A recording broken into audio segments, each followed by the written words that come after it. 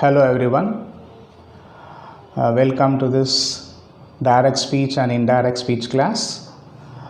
And இது வரைக்கும் நம்ம நிறைய விஷயங்கள் பார்த்துக்கிட்டே வரோம். இன்றைக்கி நம்ம என்ன பார்க்க போகிறோம் அப்படின்னு சொன்னாக்க மெயினாக அட்வைஸ் ஆர்டர் ரெக்வெஸ்ட் அப்படின்னு இருக்குது. அட்வைஸ் ஆர்டர் ரெக்வெஸ்ட் இருக்குது. இது வரும்போது நம்ம என்ன பண்ணுவோம் அப்படின்னு சொன்னால், இப்போது வந்து டோன்ட் மேக் நாய்ஸ் அப்படின்னு சொன்னால், அதாவது நெகட்டிவில் இருக்குது டு நாட் அப்படின்றது, நாட் டு அப்படின்னு சேர்ப்போம்.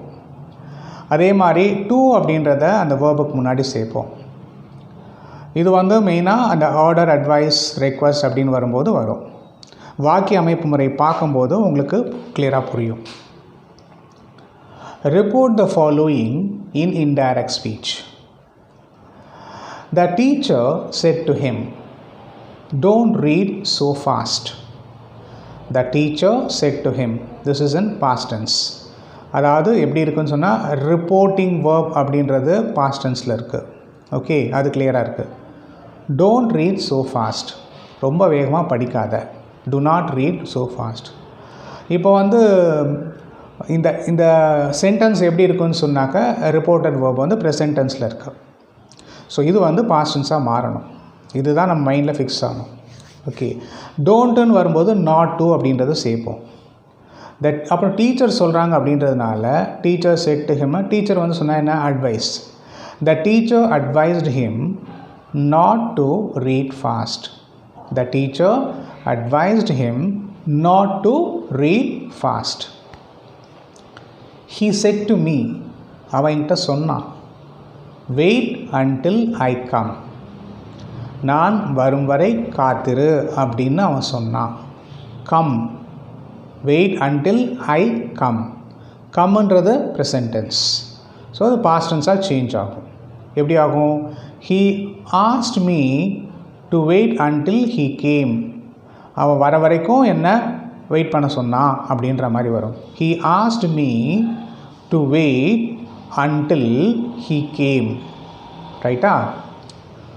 go down to bazaar, பஜாருக்கு போ. bring some oil and a lump of ice, கொஞ்சம் ஆயில் வாங்கிட்டு வா, கொஞ்சம் ஐஸ் கட்டியும் வாங்கிட்டு வா. ordered his master, மாஸ்டர் வந்து ஆர்டர் பண்ணுறார். ஓகே, என்ன சொல்கிறாருன்னா, go down to bazaar, bring some oil and a lump of ice, ordered his master. எப்படி வரும்னா, the master ordered him to go down to the bazaar and bring some oil and a lump of ice. I repeat once again. The master ordered him to go down to the bazaar and bring him some oil and a lump of ice. முதல்ல sentence திருப்பி சொல்கிறேன் பாருங்கள். go down to bazaar. Okay, இது வந்து இன்னும் முடியல. go down to bazaar, comma bring some oil and a lump of ice. இது கோட்ஸ்குள்ளே இருக்குது. Okay, ordered his master, master வந்து ஆர்டர் பண்ணுறாரு.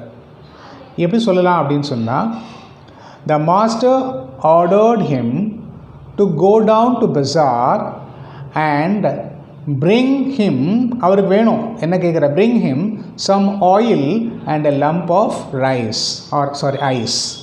ஓகே, அடுத்தது Kamala said to her son. Kamala வந்து அவங்களோட பிள்ளைகிட்ட சொல்கிறாங்க. என்ன சொல்கிறாங்கன்னா, bring me a glass of milk, எனக்கு ஒரு டம்ளரில் பால் எடுத்துகிட்டு வா அப்படின்னு சொல்கிறாங்க. Kamala asked her son to bring her a glass of milk. Kamala செட்டுன்னு வந்து ஆஸ்க்டுன்னு மாதிரி. Kamala asked her son to bring her, அவளுக்கு தானே, அம்மாவாக இருந்தாலும் அவங்க அவளுக்கு அப்படின்னு சொல்கிறோம், அவங்களுக்கு bring her a glass of milk. Kamala asked her son to bring her a glass of milk. Kamala asked her son to bring her a glass of milk. The teacher said to the student, keep quiet. keep quiet. The teacher said to the student. இது வந்து teacher சொல்லாங்கன்னா order. Okay, எப்படி வருதுன்னு பார்க்கலாம். The teacher ordered the students to keep quiet. டூன்னு வருது. ஓகேயா, டூன்ற வார்த்தை இங்கே சேர்ப்போம். என்ன அட்வைஸு ஆர்டர் ரெக்வஸ்ட் வந்தால் டூ வரும், நெகட்டிவாக இருந்தால் நாட் டூன்னு வரும். இதை புரிஞ்சுக்கோங்க. The teacher ordered the students to keep quiet. Okay, this is with respect to order or request அப்படின்னு சொல்லி பார்த்தோம். சரி, we'll see some more. He ordered, இது வந்து எப்படின்னு சொன்னாக்க இன்டைரக்ட் ஸ்பீச்சில் இருக்குது, இதை டைரக்ட் ஸ்பீச்சாக சேஞ்ச் பண்ண போகிறோம். அப்போது அந்த இன்டைரக்ட் ஸ்பீச்சில் வரக்கூடிய சென்டென்ஸ் வந்து என்ன மாதிரி இருக்குதுன்னு பாருங்கள். இப்போ நம்ம ஆர்டரில் பார்த்துட்ருக்கனால ஈஸியாக தெரியும், இது ஆர்டராக ரெக்வஸ்ட் தான் கேள்வியாக இருக்கும்னு சொல்லி தெரியும். மாற்றி மாற்றி கேட்கும்போது அதை கண்டுபிடிக்கிறதுக்கு உங்களுக்கு தெரியணும். ஓகேயா, he ordered him to leave the room. He ordered him to leave the room. எப்படி சொல்லலாம்? He said to him. He said to him, leave the room. He said to him, within quotesல he said to him, comma, அதுக்கப்புறம் within quotesல leave the room. He said to him, leave the room is the right answer. He told them to sit down. உட்காருங்க அப்படின்னு சொல்லிட்டு அவங்கக்கிட்ட சொன்னாங்க. He said to them, just sit down. He said to them, ப்ராக்கெட்டில் sit down அப்படின்னு வருது. இங்கே முன்னாடி டு சிட் டவுன் அப்படின்னு போட்டிருப்போம் இல்லையா, அது வந்து இன்டைரக்ட். டைரக்டில் வரும்போது he said to them, comma, quotes, sit down. இதை இன்டைரக்டாக மாற்றும்போது he told them to sit down. அவ்வளோதான். Third, he asked the boy to lend him a pen. He asked the boy, அவன் வந்து ஒரு பையன்கிட்ட கேட்டான், to lend him a pen. He asked the boy to lend him a pen. எப்படி வருது? He said to the boy, முடிஞ்சு வருது, lend me a pen. Lend me a pen. ஓகேயா, lend him a pen அப்படின்ற அவருக்கு ஒரு பேனா அப்படின்னா lend me a pen அப்படின்னு மாறுறது. ஹிம்ன்றது மீயாக மாறுறது. Mani requested Vani to give him his book. Mani requested Vani to give him his book. இப்போ வந்து மணி ரெக்வஸ்ட் வாணி அப்படின்னு வரும்போது டு கிவ் ஹிம் ஹிஸ் புக்னு வராது, இங்கே வந்து ஹர் புக்னு வரும். வாணி அப்படின்றவங்க ஃபிமினைன் இருக்கிறதுனால இங்கே ஹர் புக்னு வரும். Mani requested Vani to give him her book அப்படின்னு வரும். ஓகே, இப்போ எப்படி மாற்றணும்னு பார்த்துக்கோங்க. Mani said to Vani, please give me my book. I think let me go into the sentence once again. Mani requested Vani to give him her book. ஆமாம், அவளோட புத்தகத்தை வந்து தட் இஸ் மணியோட புத்தகத்தை வந்து வாணிக்கு கொடுத்துருந்தாரு.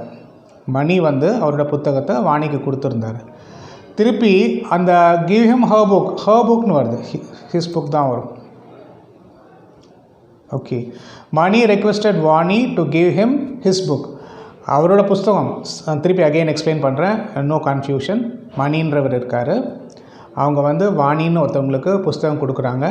திருப்பி அந்த வாணிக்கிட்ட கேட்குறாங்க, என்ன கேட்குறாங்கன்னா, நான் உங்கள்கிட்ட ஒரு புத்தகம் கொடுக்குறேன், அந்த புத்தகத்தை எனக்கு திருப்பி கொடுத்துரு அப்படின்னு சொல்கிறார்.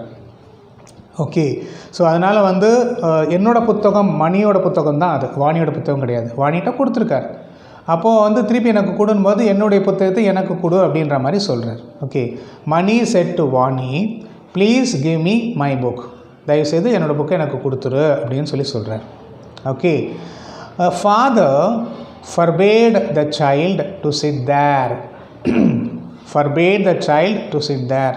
உட்காராதேன்னு சொல்கிறார், இந்த இடத்துல உட்காராதேன்னு சொல்கிறார். forbade, the father forbade the child to sit there. எப்படி சொல்லலாம்? the father said to the child, don't sit there, இல்லைன்னா not to sit there அப்படின்ற மாதிரி சொல்ல முடியும்.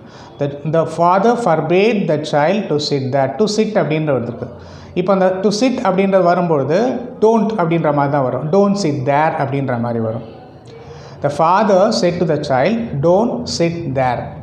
த ஃபாதர் ஃபர்பேட் த சைல்டு, அது டோல்டுக்கு பதிலாக I think they have used forbade, சொல்கிறது அப்படின்ற மாதிரி வச்சுக்கலாம்.